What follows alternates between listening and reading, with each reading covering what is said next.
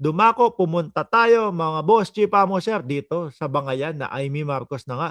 May sabunutan, merong, si Ping din, eh, 'no, si Ping din, bumabanat din, eh, oh. Word war sa pagitan ni Senators Ping Lacson at Amy Marcos. Pagdating sa issue ng flood control scandal, may hamon ng Blue Ribbon Committee Chair sa presidential sister. Nako, ito na, nagkahamon na ho. Nagkahamonan na ho, mga kababayan, no? May hamon si Senator Ping Lacson kay Amy Marcos. Ang detalye sa agenda report ni Dexter Ganibe ng Abante. Kulang na sa bembang si Tabingi. Sabi ni Jonathan Stars, oh, Tabingi ba yung ano? Alin Tabingi? Kay Manang Amy, yung mukha. Baka mali lang yung pagkakahatak. Hindi, kasi nagiging usap-usapan, nagiging ano, kumbaga napapagkwentuhan, eh, yung ganyan na nagpapabatak daw o nagpapabotox daw si ano, Senator Amy. Baka mali lang yung pagkakahatak kung sakali, 'no, kaya medyo, saliwa o tabingi. Game na game pero seryoso si Senator Ping Lacson na sagutin ang hamon sa kanya ni Senator Amy Marcos na sabunutan. Sabunutan. Marcoleta left the Marcoleta left the earth. Eh, bakit to? Eh, hindi naman ho mahilig makipagsabunutan si Rodante Marcoleta. Kaya ko lang nasabi, mahilig lang pong mangako yung 2,000 pababa, eh, sagot na o libre na, no? Hanggang ngayon, hindi pa din natutupad yun.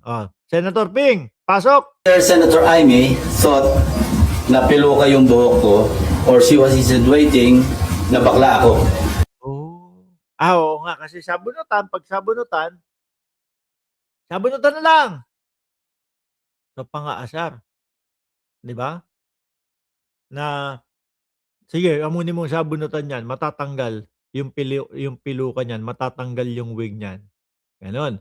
Or, bakla si Senator Ping. Hindi, hindi ako naniniwala.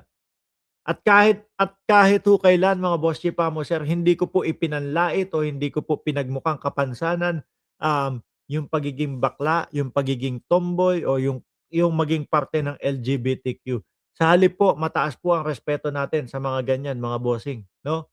Karamihan pa nga po sila pa yung talagang karespe-respeto kaysa po doon sa ibang mga kababayan natin na straight, no? Sabi ni Dennis Ostonal, naku, hanggang ngayon wala pa mga senador at congressman na nakukulong sa sangkot sa mga kickback ng BRC. Antay-antay lang po tayo, ganyan din po ya. Tingin ko, kagaya nung mga ano, sila Kibuloyski, di ba? Medyo natagalan. Kaya siya naghamon ng sabunutan. Una, hindi po piluka ang aking buhok. Ay dugtong ko na rin.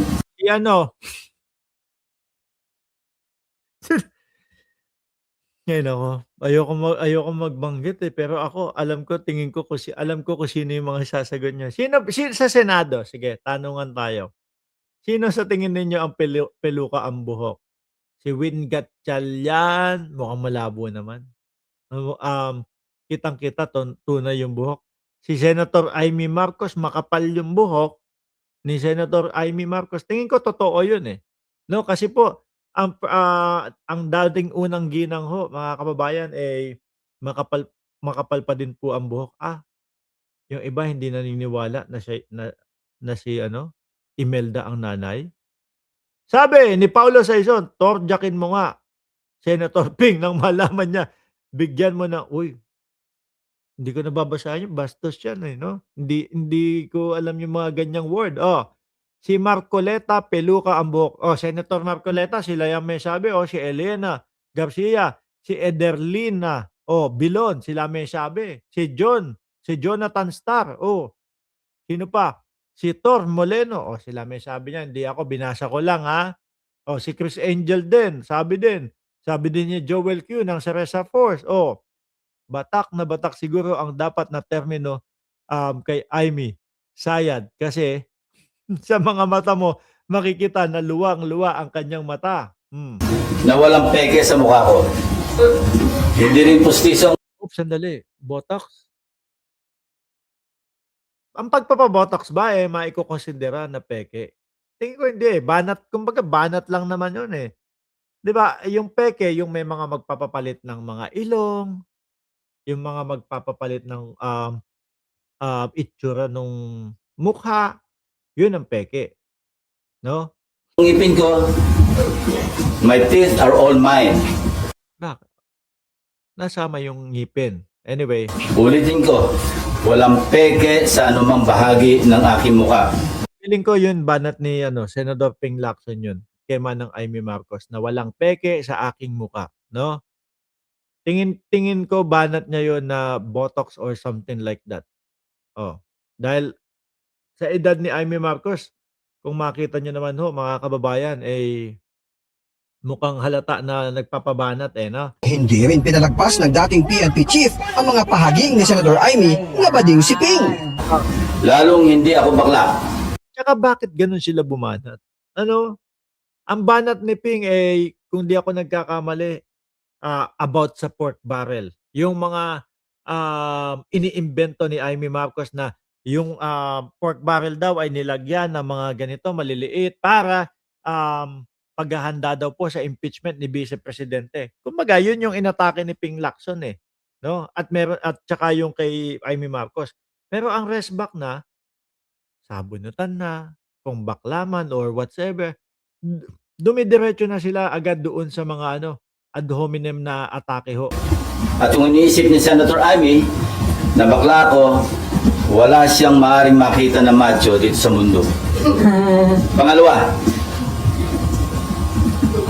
or anyway, please don't get me wrong, ano? I have nothing against homosexuals. It is their choice and I respect them for that. Ano yan, shout out kay Jinggoy, bakit kayo nagsha-shout out kay Jinggoy? No, shout out lang, okey, naalala niyo lang, okey, sige. Sundot pa ni Senador Lacson, As far as I'm concerned, kahit hindi ako kagwapuhan, para sa akin, masarap pa rin na maging tunay na lalaki. Oo naman, totoo ang tanong niyo kay Paulo Sison yan mga kababayan. Tanong niyo kay Paulo Sison yan mga bossing, naku sasagutin kayo. Sabi ni Sir Chris Angel, macho guwapito si Senator Ping. Pero masarap naman talaga maging tunay na lalaki. Nag-aano na naman kayo. Shout out kay Senator Jinggoy Estrada. Bakit niyo ba shina-shoutout si Jinggoy? Ano ba kayo? At tulad ni ng Tito Soto at Kiringo Hunasan, macho din po ako. Lalaking lalaki. Period. End of discussion. Tito Soto tsaka Tito Soto tsaka Green. Bakit kaya hindi inano, no? Hindi in-example ni Ping si Jinggoy. Oh, pero naging seryoso si Lacson nang pag-usapan na ang mga banat ng Presidential Sister sa Senate Blue Ribbon Committee. Kaya hamon niya kay Marcos, ayan na. Naghamon na. dumalo siya sa Lunes dahil tatalakayin ang ugnayan ng kanyang pinsan na si Congressman Martin Romualdez sa mga diskaya. At magsumiti siya ng ebidensya laban sa kanyang pinsan at hindi yung ngak-ngak lang ng ngak-ngak. Yan nga ang sinasabi doon, no? Yung mga diskaya, no, sabi ng mga diskaya, eh wala naman daw na kumbaga walang naging connection sila no ni Congressman Romualdez. This is what I'm advising Senator Amy Marcos. Noise does not convict. Neither does it indict even who may be perceived as the most guilty in the FCP or Flood Control Project saga. Only evidence does. Yan. Narinig nyo, mga kababayan, no? Hindi lang ho sa akin ang galing, no? Yung ingay-ingay, yung turo-turo, hindi pwede yon. Kailangan merong ebidensya. Kaya kung meron siyang mayambag na ebidensya para madiin ang kanyang pinsan, sumali siya sa pagdinig. Walang pipigil sa kanya at walang magbabawal sa sasabihin niya o gagawin niya. Maganda yan. Kung attend ho mga kababayan. Pero kung kapag hindi umattend si Amy Marcos dito sa hamon ni Ping Lacson, ibig sabihin ho, mga boss chipamo sir, wala. Puros bintang at puros wala lang. No? Paninira lang. ang kakalabasan niyan. May sagot naman agad si Senator Amy na minsan ay hindi raw niya sinabing bakla si Ping. At wala naman daw masama kapag may gagawang enhancement sa katawan at desisyonan niya ng kung sino man kung maipapagawa sa mukha. Kung sisirain ito kasama ang pangalan at dignidad dahil pareho lang anya ang tanong dyan ay kung magkano. Para sa Kung magkano. agenda, Dexter Ganibe, Abante! Manatili Mas iinit pa ho yan, mga kababayan. Oh, mahal bayad ng retoke kay Amy. Biruin mo, dating tao naging putas. Sabi ni Jonathan Star, a-attend June kasi guguluhin niya ang hearing. Ayun lang. No, alam pa naman natin na yung mga DDS ganyan yung mga lakaran, ganyan yung mga kilusan nila.